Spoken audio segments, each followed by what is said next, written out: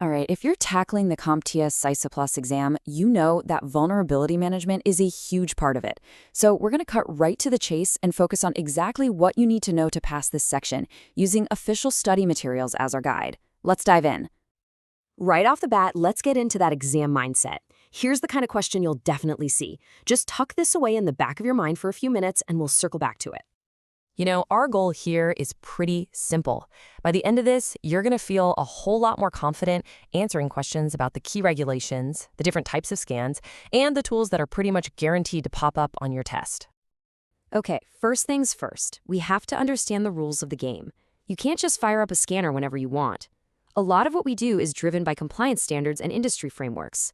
This is the why behind the entire vulnerability management process. Let's talk about a big one. PCI DSS. The exam loves to test these details.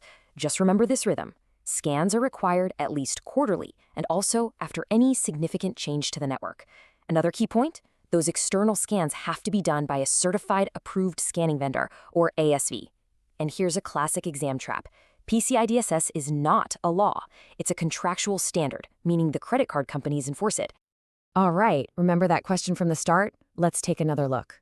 Tanya's working on a system that falls under PCI DSS.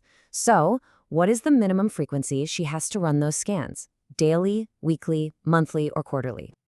And the answer is D, quarterly. The standard is super clear on this. Scans have to be done at least once every 3 months. This is probably one of the most common questions they pull from this topic, so definitely lock that one in. Now, let's switch over to the government side of things with FISMA. This requires federal agencies to follow certain standards, and one you need to know is FIPS 199, which you see right here. It's all about categorizing systems based on the potential impact of a breach.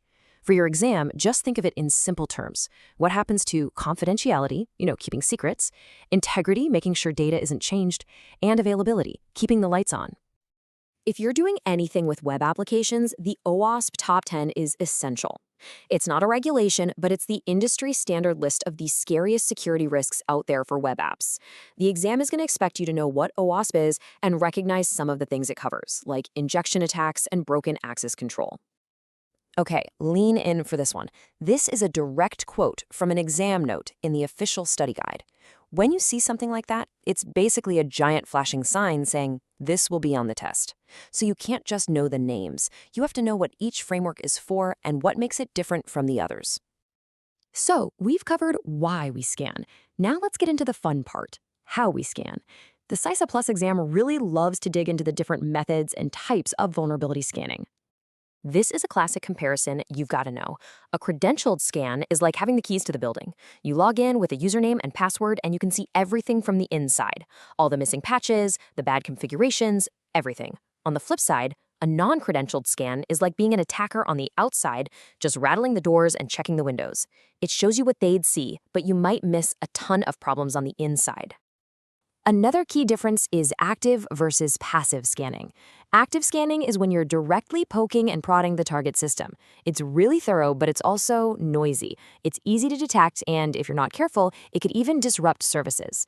Passive scanning is the opposite. It's completely stealthy. It just sits back and listens to network traffic, looking for clues about vulnerabilities. It's a great tool to have, but it's meant to supplement active scanning, not replace it.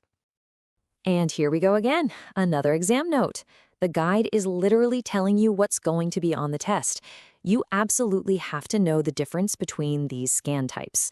You can bet you're going to get a question that asks you to compare credentialed versus non-credentialed, or maybe agent-based versus agentless. So let's put this into practice. Renee is setting up one of those credentialed scans. What kind of account should she give the scanner? Should she give it a super powerful account like domain admin or root? Or should she use something else? The correct answer here is D, a read-only account. And this all comes back to a core security concept you have to live and breathe for this exam, the principle of least privilege. You always give an account the absolute minimum permissions it needs to do its job, and nothing more. A scanner just needs to read files and check settings. It doesn't need to change anything. Read-only is the safest and correct choice. Okay, we've talked about the why and the how. Now let's open up the toolkits and look at the what with. The CySA Plus exam expects you to know some of these key tools by name and what they do. First on the list is Nessus. It's one of the most famous network vulnerability scanners out there. For the exam, the connection you need to make is simple. Nessus equals network scanning. It's for finding vulnerabilities across your network. But hey, scanning isn't just for traditional networks anymore. For cloud platforms like AWS or Azure, you have tools like Scout Suite. And for web applications, you've got Zap, which basically intercepts web traffic to find flaws. The key is to match the tool to the environment. Now, how do all these different tools talk to each other without getting confused? That's where SCAP comes in.